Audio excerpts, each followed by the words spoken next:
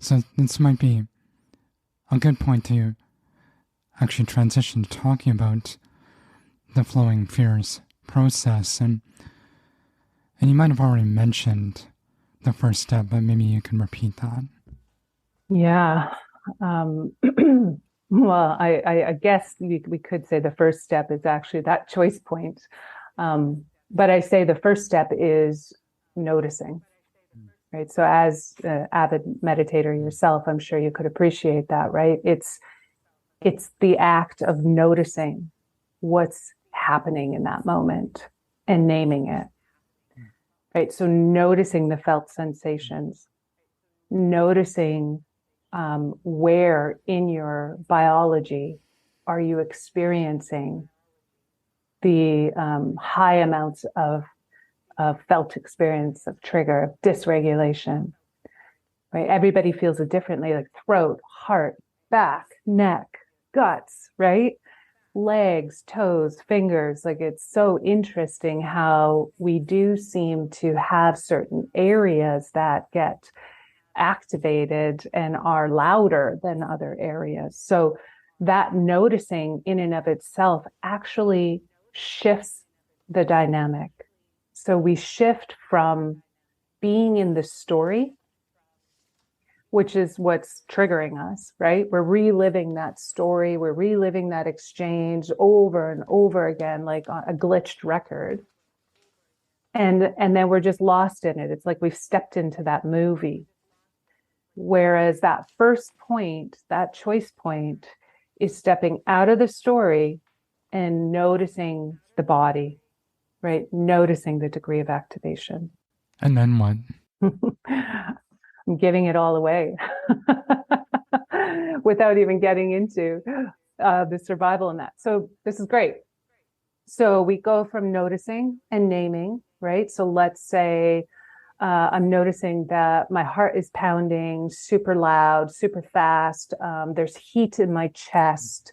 It's radiating into my back. It's tingling. It's vibrating. It's tight. It's constricted, right? Like the more descriptive we can get it, the more we get into the experience that we're having right now. And again, that distracts us from going into the story. Okay, so we notice it, we name it. Then we bring our breath into that space.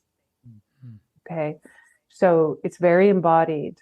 So depending on one's skill level, right, I'll invite somebody, including myself, to just land there. Let's just land there for a moment. No need to do anything about it. No need to change it. No need for it to be different, right?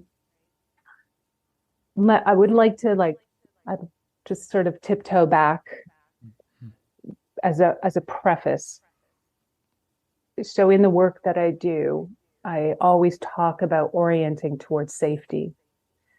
And in a lot of somatic work, this is really important so that the nervous system understands that in this moment in time, there are no active threats. The mind might be perceiving a threat and telling you a story of threat, but in this moment, let's say, right there, I'm not in a field in which there is an active threat. It's important to name that. So let's just assume, based on what we're talking about, that I already know that, right? And in the beginning, when I did this, I used to have to lock the doors or shut the windows or put a do not disturb sign on. Because if my nervous system could attune a little bit and be on edge towards, could somebody come in? Might I be interrupted? Might somebody, let's say, intrude or break into my space, for example? I need to know that I've done everything I can to settle that part of my nervous system.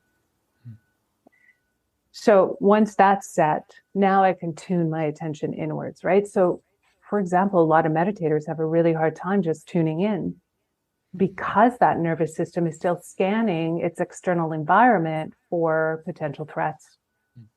So if that's not dealt with, then it's almost impossible to even stay with the felt sensation. As you're speaking, what's coming up for me right now it's more kind of a collective experience that maybe people can kind of relate to. Because sometimes it's really hard to know what's personal trauma and what's just, we're picking up the vibe from the herd. Yeah, I mean, you hit the nail on the head. We're in a collective shitstorm, and many of us haven't even had the opportunity to address our own personal shitstorms. And so